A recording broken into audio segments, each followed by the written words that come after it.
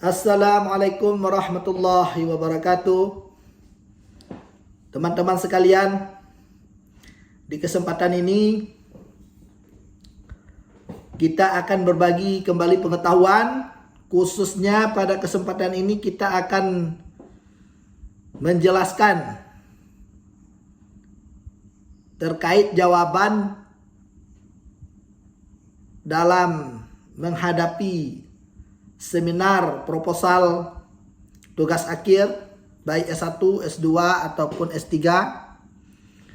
Pada kesempatan ini kita akan kupas jika ada pertanyaan kenapa kamu mengambil judul ini, atau dengan bahasa lainnya ya, dengan pertanyaan lainnya sering ditanya apa yang menarik dari judul kamu, atau apa permasalahannya dari judul kamu. Nah, itu bagaimana kita menjawab? Mari kita simak video berikut ini. Mudah-mudahan bisa bermanfaat sehingga kita dapat menjawab pertanyaan-pertanyaan yang ditanyakan oleh dosen penguji ataupun dosen pembimbing ya, dalam menghadapi sidang sarjana atau saat mengajukan judul itu sendiri. Oke, mari kita simak videonya bersama-sama. Nah, oke, inilah judul sebagai contoh ya, teman-teman sekalian. Ini sebagai contoh judul yang kita angkat. Nanti teman-teman sekalian bisa lihat judul masing-masing. Nah, di mana pada contoh ini kita mengangkat judul pengaruh penggunaan media tiruan terhadap keaktifan belajar siswa pada mata pelajaran IPS siswa kelas 7 SMP. Nah, di saat kita mengajukan judul ini,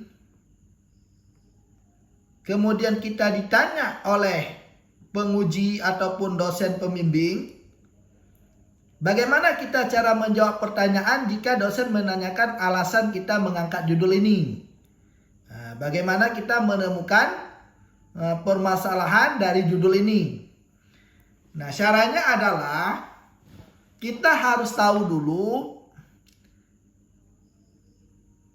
variabel yang ada di judul penelitian kita itu.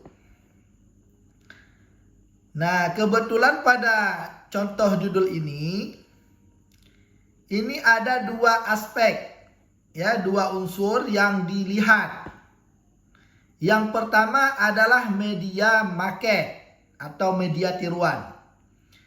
Yang kedua adalah keaktifan belajar ya. Jadi ada media tiruan, kemudian ada keaktifan belajar. Nah, untuk menjawab pertanyaan kenapa judul ini dipilih, terlebih dahulu kita ingin melihat adalah permasalahannya. Permasalahan dari judul ini yang perlu kita ketahui adalah keaktifan belajar siswa. Jadi yang perlu kita ketahui di lapangan, permasalahan di lapangan adalah keaktifan belajar siswa. Bagaimana siswa di suatu sekolah, terserah kita mau ngambil sekolahnya SMP ataupun SMA ya. Nah, keaktifan belajarnya bagaimana di lapangan itu. Nah, sebelum kita mengetahui fakta yang ada di lapangan ini ya terkait keaktifan belajar siswa, maka kita terlebih dahulu harus mengetahui keaktifan belajar siswa yang menurut teori ataupun menurut pendapat para ahli ya, itu bagaimana siswa dikatakan aktif. Jadi kita kuasai dulu, cari dulu keaktifan siswa yang baik itu bagaimana. Nah, di sini mengutip misalnya pendapat teori yang dikemukakan oleh Sujana. Menurut beliau, siswa dikatakan belajar aktif apabila, ya ini contoh ya, nanti kita bisa lihat teori-teori lain tentang keaktifan belajar ataupun mungkin ada standar dari Kemendikbud ya, dan lain sebagainya. Nah, menurut Sujana, siswa dikatakan aktif yang pertama, siswa itu turut serta dalam melaksanakan tugas belajarnya. Misalnya kan, kemudian siswa juga terlibat dalam pemecahan masalah saat belajar, bertanya kepada siswa lain atau kepada guru terkait permasalahan yang dia tidak ketahui dalam pola belajar. Kemudian berusaha mencari informasi terhadap materi yang dipelajari. Kemudian ada juga melaksanakan diskusi kelompok, aktif dia. Kemudian menilai bagaimana dirinya dan hasil yang sudah dia peroleh, ya.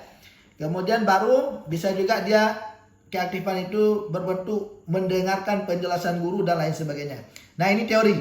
Kita sudah tahu bagaimana standar dikatakan seorang siswa ataupun sekelompok siswa dalam kelas itu belajar aktif. Nah, setelah kita mengetahui itu, barulah kita cek ke lapangan. Apakah yang dikemukakan oleh teori ini sudah berlangsung di lapangan seperti mestinya atau malah sebaliknya.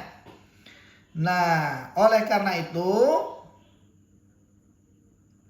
kita perlu melakukan observasi awal. Jadi saat ditanya oleh dosen kenapa kamu ngambil judul ini, maka jawabannya adalah berdasarkan hasil pengamatan awal saya di lapangan, ya, setelah kita melakukan observasi awal, kita menemukan permasalahan tentang keaktifan belajar siswa. Misalnya di sini ditemukan masalah siswa berbicara sesama temannya di dalam kelas saat belajar.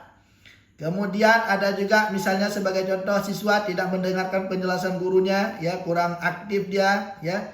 Kemudian sering minta izin keluar masuk kelas, ya, pada jam pelajaran dengan alasan izin ke kamar mandi segala macam. Kemudian mengantuk dia saat belajar berlangsung, ya. Kemudian juga malas mencatat, tidak aktif bertanya dan menjawab permasalahan yang sedang dipelajari. Nah, jika kita bandingkan antara fakta dengan teori ini, otomatis dia bertolak belakang. Nah, itulah masalah. Jadi masalah itu adalah sesuatu yang tidak sesuai antara harapan dan kenyataan. Itu definisi masalah. Masalah adalah sesuatu yang tidak sesuai atau bertolak belakang antara harapan dan kenyataan. Harapannya berdasarkan teori seperti ini, sementara di lapangan fakta menunjukkan bukan seperti itu. Itulah masalah. Jadi begitu ditanya oleh dosen kenapa kamu mengambil judul itu, maka kita harus menjawab berdasarkan fakta penemuan awal di lapangan, dan kita juga harus mengetahui yang seharusnya keaktifan belajar itu bagaimana. Nah, sehingga dengan adanya ketidaksesuaian antara harapan dengan kenyataan di lapangan, maka kita angkatlah judul ini, yaitu tentang keaktifan. Nah, pada judul ini tadi kita mengangkat untuk mengatasi keaktifan belajar itu kita menggunakan media tiruan. Jadi, dalam hal judul ini, media tiruan ini kita jadikan sebagai solusi untuk mengatasi permasalahan keaktifan itu. Nah, karena adanya keaktifan belajar yang tidak baik di suatu sekolah, ya, terhadap mata pelajaran tertentu, baik itu mata pelajaran matematik, mata pelajaran IPS, mata pelajaran pendidikan agama Islam dan lain sebagainya. Terserah bagaimana nanti judul yang kita angkat masing-masing. Nah, jadi kebetulan di sini yang diangkat adalah media tiruan, ya kan? Nah, kemudian kita nanti mengangkat terserah apakah media, apakah model pembelajaran, atau bahan ajar, ataupun modul ajar, macam-macam. Nah, nanti disesuaikan dengan judul masing-masing. Jadi sebagai media tiruan itu hanya menjadi solusi. Artinya kita menawarkan kepada guru ataupun tempat lokasi kita penelitian, ya, untuk mengatasi keaktifan belajar yang kurang aktif tersebut menggunakan media tiruan. Jika muncul pertanyaan lagi kenapa kamu mengambil media ini, maka kita harus mencari apa kelebihan dari media market tersebut atau media yang kita angkat. Jadi dengan adanya kelebihan media ini, maka kita dapat mengajukan dugaan sementara atau berupa hipotesis bahwa media ini akan mampu mengatasi permasalahan tersebut. Oke, itulah presentasi pada video kali ini ya. Semoga bermanfaat. Bagaimana cara menjawab pertanyaan apa yang menjadi dasar kita mengangkat sebuah judul penelitian.